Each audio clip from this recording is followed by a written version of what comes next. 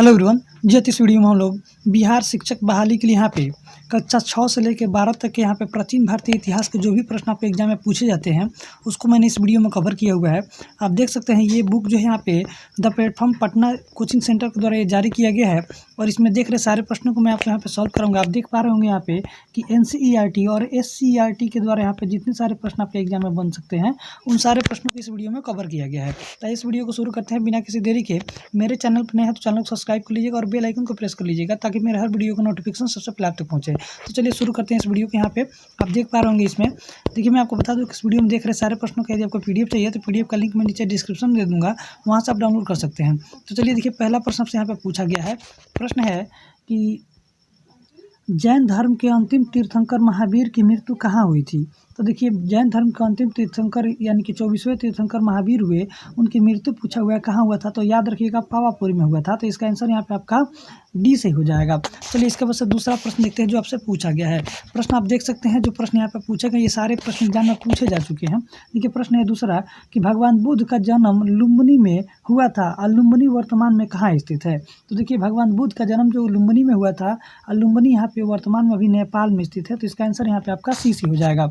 मैं आपको बता दूं कि भगवान बुद्ध का जन्म जो हुआ था 563 ईसा पूर्व में हुआ था, ये आपको याद रखना है, और 483 ईसा पूर्व में इनका मृत्यु हो जाता है। चलिए अगला प्रश्न देखते हैं यहाँ पे जो पूछा गया है। देखिए प्रश्न आपसे पूछा गया है कि बिंबिसार किस वंश का राजा था। देखिए ध्यान से, तो मैं आपको बता दूं बिंबिसार जो था वो हर्यक वंश का राजा था। तो इसका आंसर यहाँ पे आपका A से हो जाएगा। चलिए देखिए चौथा प्रश्न आपसे पूछा गया है। प्रश्न है कि जातक पवित्र ग्रंथ है किसका। तो देखिए जातक जो है ना वो पवित्र ग्रंथ है यहाँ पे बौद्ध धर्म का। यहाँ पे गौतम बुद्ध के जीवनों के बारे में जानकारी मिलता है जातक के माध्यम से। तो इसका आंसर यहाँ पे आपका C से हो जाएगा। चलिए देखते हैं अगला प्रश्न जो आपसे पूछा गया है। 5 नंबर का प्रश्न पूछा गया है कि भगवान बुद्ध ने अपना पहला धर्मोपदेश कहाँ दिए थे। तो याद रखिएगा भगवान बुद्ध ने अपना प्रथम उपदेश जो दिए थे वो सारनाथ में दिए थे, जिसे धर्म चक्र परिवर्तन के नाम से जाना जाता है। तो ऑप्शन यहाँ पे आपका C से ही हो जाएगा।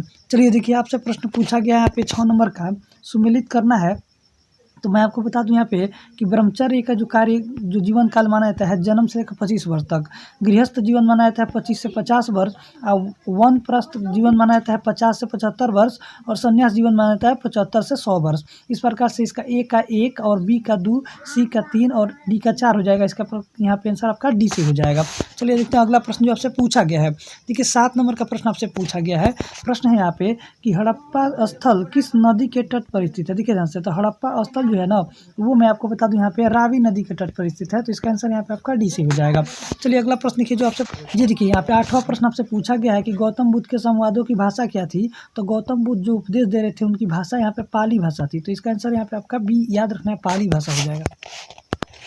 जी चलिए देखिए नेक्स्ट प्रश्न आपसे यहाँ पे पूछा गया है। 9 नंबर का प्रश्न पूछा गया है कि सूची 1 को सूची 2 से सुमेलित करना है।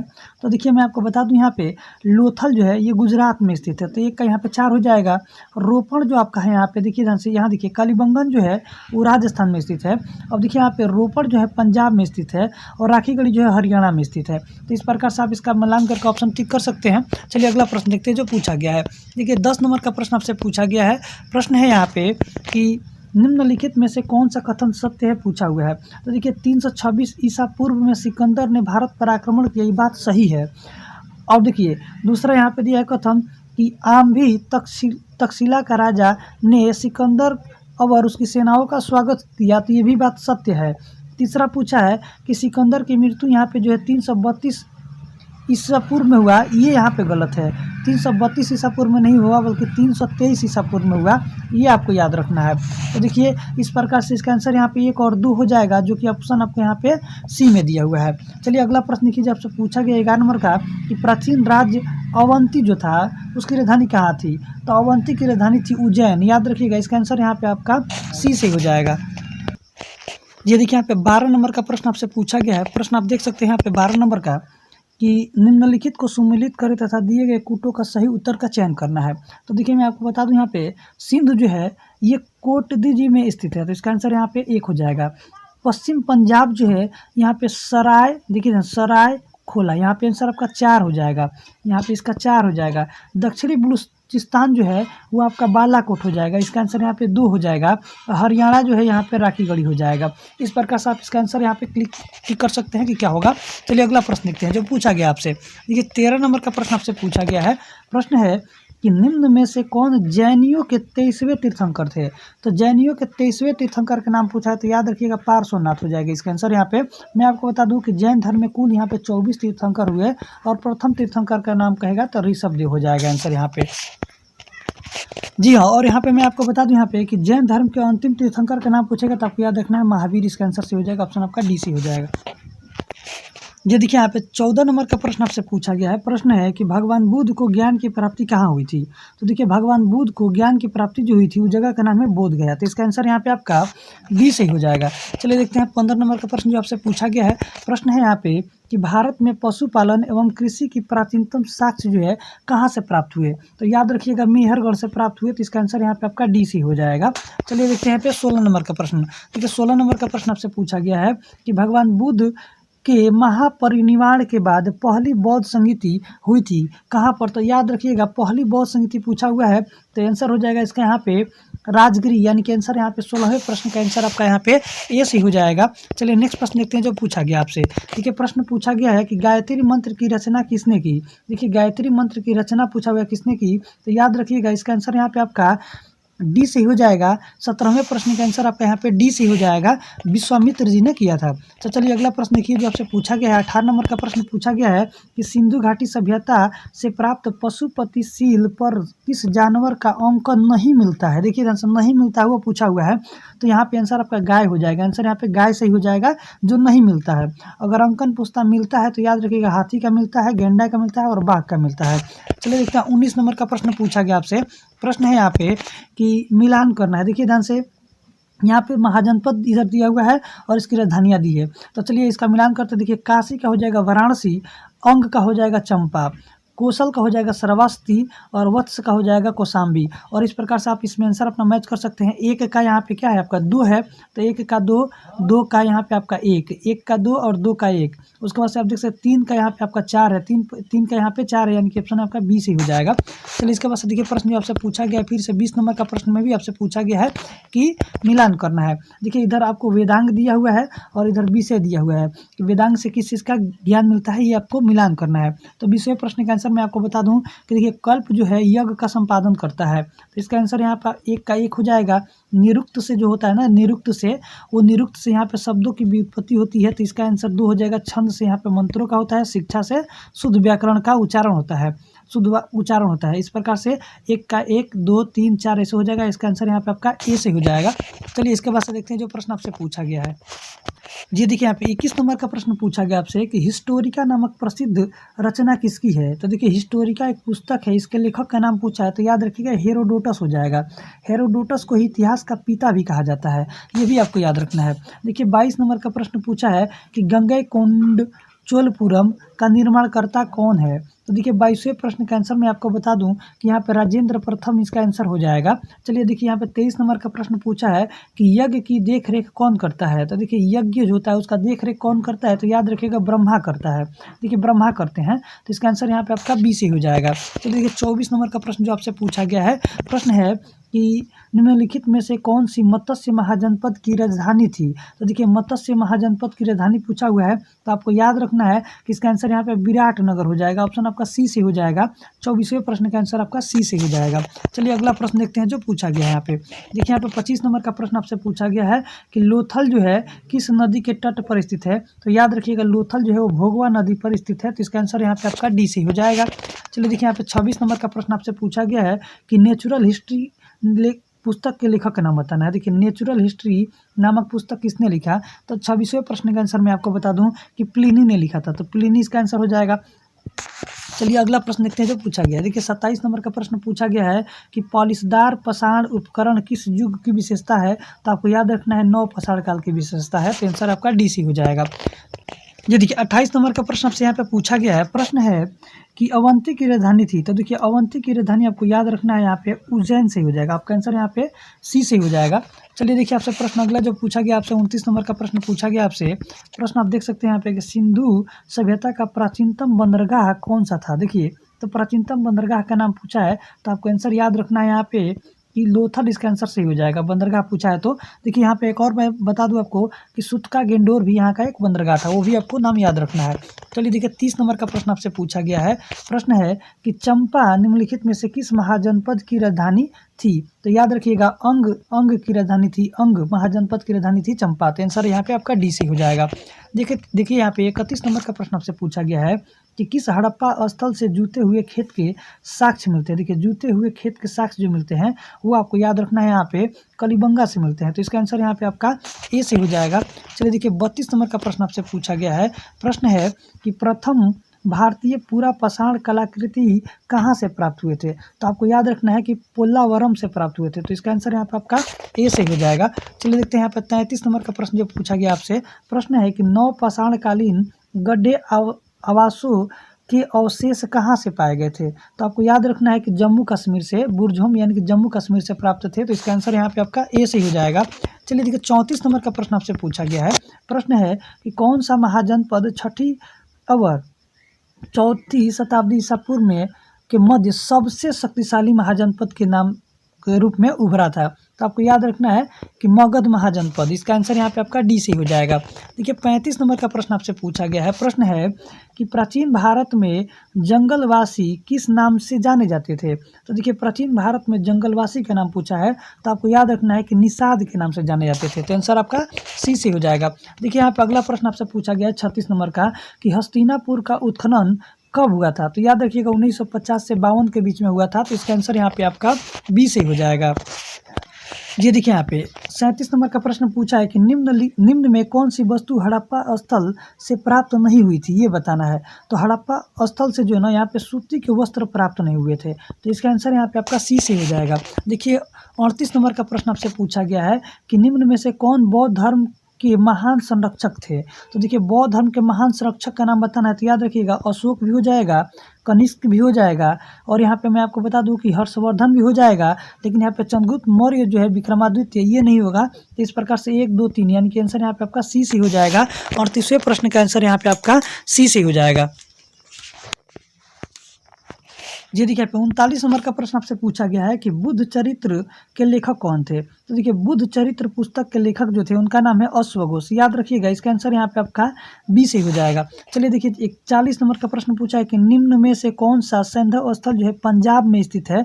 तो देखिए मैं आपको बता दूं कि हड़प्पा, रहमान डेरी, सरायखोला और जलीलपुर। इसका आंसर यहाँ पे आपका डी से हो जाएगा। चलिए अगला प्रश्न देखिए जो आपसे पूछा गया है। देखिए 41 नंबर का प्रश्न पूछा गया है कि पाषाण युग में काटने के लिए सामान्यतः प्रयुक्त उपकरण को क्या कहा जाता था? तो याद रखिए गणासा कहा जाता था। तो इसका आंसर यहाँ पे आपका बी सी हो जाएगा।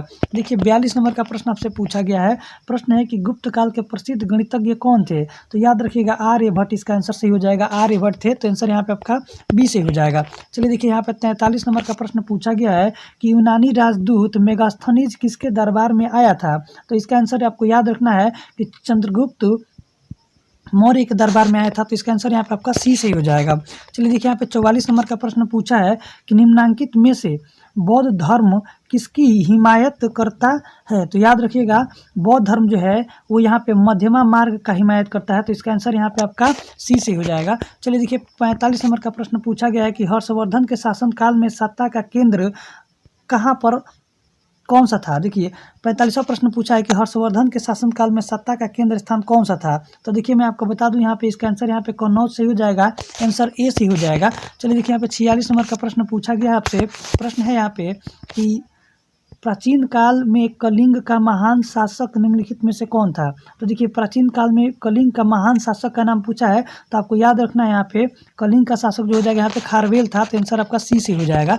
चलिए देखिए अगला प्रश्न जो आपसे पूछा गया है 47 नंबर का कि प्राचीन नगर तक्षशिला निम्न में से किनके बीच स्थित था? तो याद रखिएगा सिंधु नदी और झेलम के बीच में स्थित है तक्षशिला। तो इसका आंसर यहाँ पे ए से हो जाएगा। देखिए गया है कि निम्नलिखित 4 वेदों में से किस एक में जादू, माया, वशीकरण का वर्णन मिलता है? तो याद रखिएगा अथर्ववेद में मिलता है। तो इसका आंसर यहाँ पे सी हो जाएगा।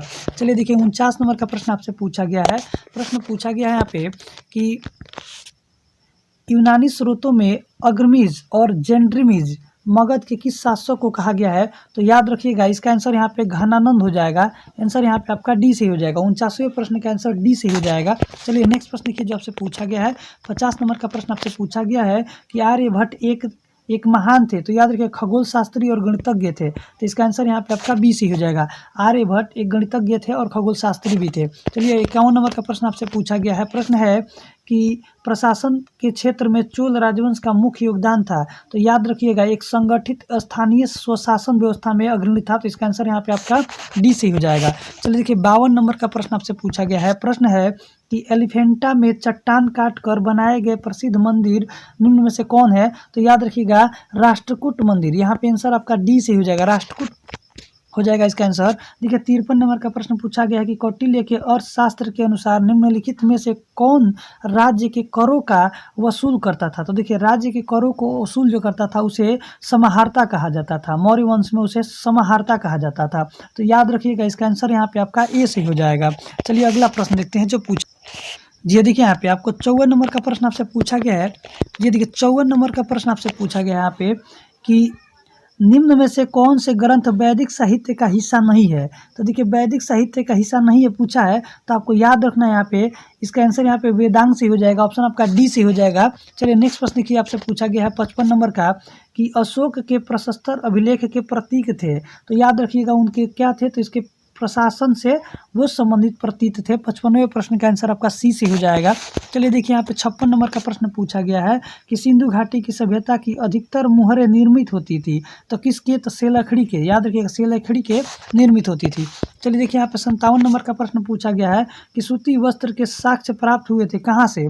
तो याद रखिएगा सूती वस्त्र के साक्ष्य जो प्राप्त हुए थे 57वें प्रश्न का आंसर आपको मोहनजोदड़ो से प्राप्त हुए थे, तो इसका आंसर यहाँ पे आपका ए से हो जाएगा। चलिए देखिए नेक्स्ट प्रश्न जो आपसे पूछा गया है यहाँ पे कि प्रश्न है देखिए यहाँ पे नेक्स्ट प्रश्न आपसे पूछा गया है 58 नंबर का कि स्यायदवाद सिद्धांत का संबंध किस धर्म से था? किस धर्म से है स्यायदवाद सिद्धांत का? तो याद रखिएगा जैन धर्म। इसका आंसर यहाँ पे 58वें प्रश्न का सी से हो जाएगा। चलिए नेक्स्ट प्रश्न देखिए आपसे पूछा गया है 59 नंबर का। यहाँ पे 59 नंबर का प्रश्न आपसे पूछा गया है कि आयुर्वेद के महान विद्वान चरक जो थे किस राजवंश के शासन काल से संबंधित थे? तो 59वें प्रश्न का आंसर आपको याद रखना है कि कुषाण वंश से संबंधित थे और ये कनिष्क के दरबार में रहते थे। इन्होंने एक पुस्तक लिखा था जिसका नाम था चरक संहिता। चलिए अगला प्रश्न देखते हैं जो पूछा गया है। देखिए 60 नंबर का प्रश्न आपसे पूछा गया है। प्रश्न है 60 नंबर का यहाँ पे कि निम्नलिखित में से किस नदी के तट पर हाइडेस्पिस का युद्ध लड़ा गया था? तो याद रखिएगा झेलम नदी के तट पर लड़ा गया था और यह युद्ध जो हुआ था सिकंदर और पंजाब के राजा पोरस, देखिए याद रखिएगा सिकंदर के और पोरस के बीच में लड़ा गया था जिसमें सिकंदर विजयी हो जाता है। चलिए अगला प्रश्न देखते हैं। यहाँ पे 61 नंबर का प्रश्न आपसे पूछा गया है। प्रश्न है यहाँ पे 61 नंबर का कि ये देखिए यहाँ पे 61 नंबर का प्रश्न आपसे पूछा गया है कि चंद्रगुप्त मौर्य चंद्रगिरी पर्वत श्रवणबेलगोला किस जैन संत के साथ गया था? तो याद रखिएगा इसका आंसर यहाँ पे हो जाएगा 61वें प्रश्न का आंसर आपको बताना है, तो इसका आंसर यहाँ पे आपका सी से हो जाएगा। देखिए आपका भद्रबाहु इसका आंसर सी हो जाएगा, भद्रबाहु के साथ गया था तो आंसर आपका सी से हो जाएगा। चलिए देखिए 62 नंबर का प्रश्न आपसे पूछा गया है कि महात्मा बुद्ध द्वारा अपना प्रथम प्रवचन जिसे धर्म चक्र प्रवर्तन कहा जाता है कहाँ दिया गया था? तो महात्मा बुद्ध के द्वारा प्रथम प्रवचन जो दिया गया था वो स्थान है यहाँ पे सारनाथ। इसका आंसर यहाँ पे आपका ए से हो जाएगा। मैं आपको बता दूं कि महात्मा बुद्ध सर्वाधिक मात्रा में सबसे अधिक बार अपना जो प्रवचन दिए थे उस जगह का नाम आपको याद रखना है श्रावस्ती।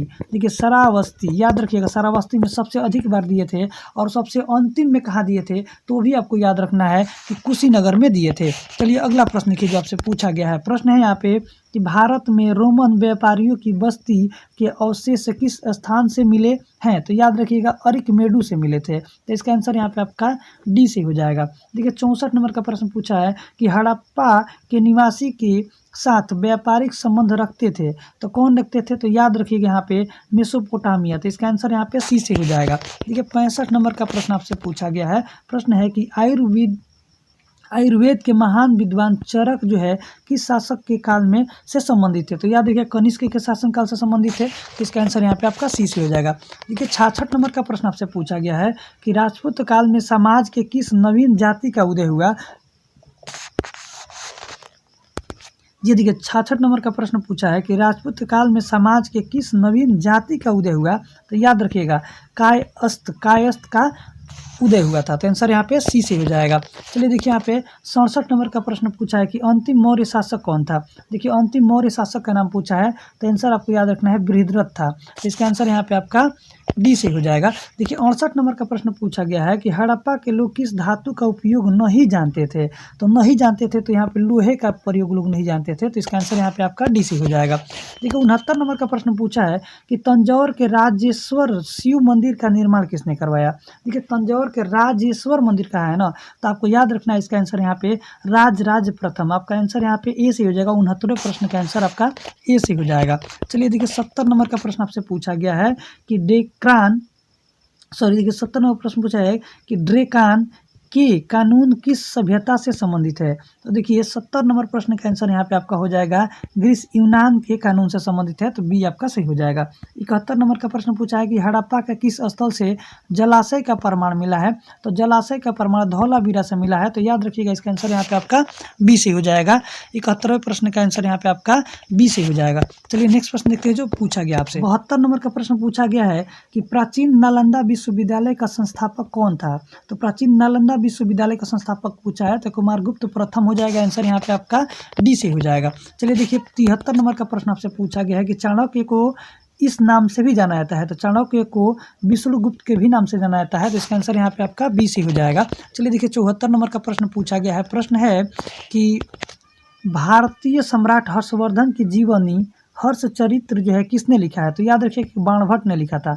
हर्ष चरित्र पुस्तक बाणभट्ट ने लिखा था। ठीक है 75 नंबर का प्रश्न पूछा गया है कि गुप्तकालीन प्रथम गणितज्ञ खगोल शास्त्री कौन थे। तो आर्यभट्ट थे। तो इसका आंसर यहाँ पे डी सी हो जाएगा। चलिए 76 नंबर का प्रश्न पूछा गया है कि भास्कर की लीलावती जो है किस विषय का मानक मूल पाठ है। तो याद रखिए गणित का था।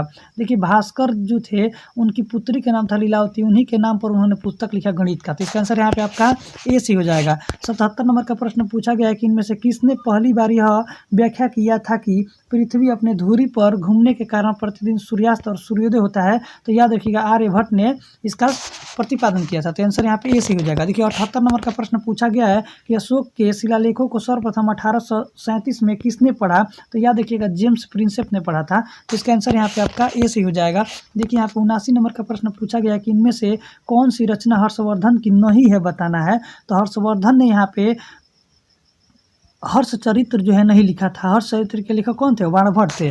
बाकी के तीनों पुस्तक नागानंद, प्रियदर्शिका और रत्नावली, ये तीनों पुस्तकें हर्षवर्धन ने लिखा था। चलिए अगला प्रश्न देखिए पूछा गया है।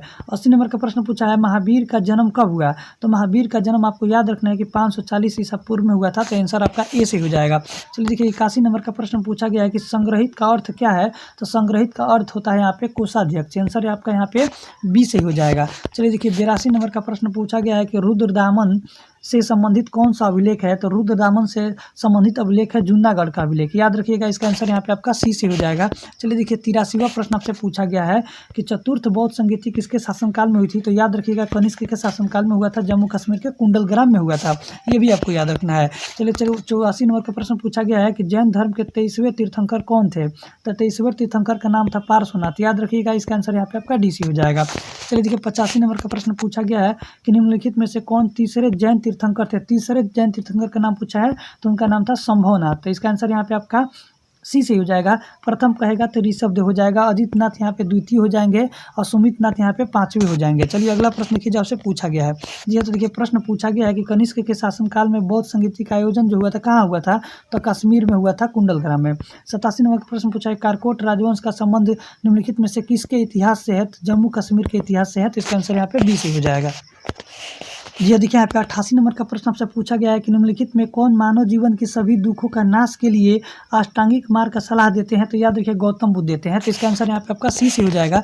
देखिए 89 नंबर का प्रश्न पूछा गया है कि निम्नलिखित गुप्त शासकों में से किसने अश्वमेध यज्ञ को संपादित किया। तो याद रखिएगा समुद्रगुप्त ने किया था। तो इसका आंसर यहाँ पे आपका बी सी हो जाएगा। चलिए देखिए 90 नंबर का प्रश्न पूछा गया है कि विक्रम संवत किस गुप्त शासक ने आरंभ किया। तो याद रखिएगा यहाँ पे चंद्रगुप्त द्वितीय ने इसे आरंभ किया था। तो इसका आंसर यहाँ पे आपका सी से हो जाएगा। चलिए अगला प्रश्न देखिए जो आपसे पूछा गया। प्रश्न है कि निम्नलिखित में से कनिष्क की राजधानी कौन थी। तो कनिष्क की राजधानी जो थी पेशावर यानी कि पुरुषपुर। आपका आंसर यहाँ पे ए से हो जाएगा। देखिए 92 नंबर का प्रश्न पूछा गया है कि निम्नलिखित किस स्थल पर स्थित स्तूप अवशेषों में से अशोक के प्रशस्तर पर अद्भुत प्रतिमा प्राप्त हुई जिसमें उसका नाम का उत्कीर्णन मिलता है। तो याद रखिएगा इसका आंसर यहाँ पे कंगनहल्ली यानी कि आंसर यहाँ पे आपका ए से हो जाएगा। ठीक है, यहाँ पे 93 नंबर का प्रश्न आपसे पूछा गया है। प्रश्न है कि निम्नलिखित में से मगध साम्राज्य का कौन सा शहर गंगा, सोन और गंडक नदी के संगम पर बसा हुआ है? तो पाटलिपुत्र, जिसके संस्थापक उदयन थे। तो याद रखिएगा आंसर यहाँ पे आपका ए से हो जाएगा। पाटलिपुत्र का प्राचीन नाम कुसुमपुर था। चलिए अगला प्रश्न कीजिए, आपसे पूछा गया है 94 नंबर का, निम्नलिखित में से किस शिलालेख में अशोक का नाम का उल्लेख मिलता है? तो याद रखिएगा मास्की में मिलता है। तो इसका आंसर यहाँ पे आपका बी से हो जाएगा। चलिए देखिए 95 नंबर का प्रश्न पूछा है कि लौरिया अरेराज क्या था? तो लौरिया अरेराज एक स्तंभलेख था। तो इसका आंसर यहाँ पे आपका ए से हो जाएगा। 96 नंबर का प्रश्न पूछा है कि हर्षवर्धन के साम्राज्य की राजधानी कहाँ थी? तो याद रखिएगा कन्नौज में थी। तो इसका आंसर यहाँ पे आपका ए से हो जाएगा। 97 नंबर का प्रश्न पूछा है कि किस मौर्य स्तंभ के शीर्ष पर एक विशाल हाथी स्थापित है? तो याद रखिएगा इसका आंसर यहाँ पे संकिसा स्तंभ हो जाएगा। इसका आंसर यहाँ पे आपका सी से हो जाएगा। ये देखिए 98 नंबर का प्रश्न पूछा है कि सांची स्तूप मूल रूप से किस शासक ने बनवाया? तो याद रखिएगा अशोक ने बनवाया। तो इसका आंसर यहाँ पे आपका सी से हो जाएगा, सांची स्तूप।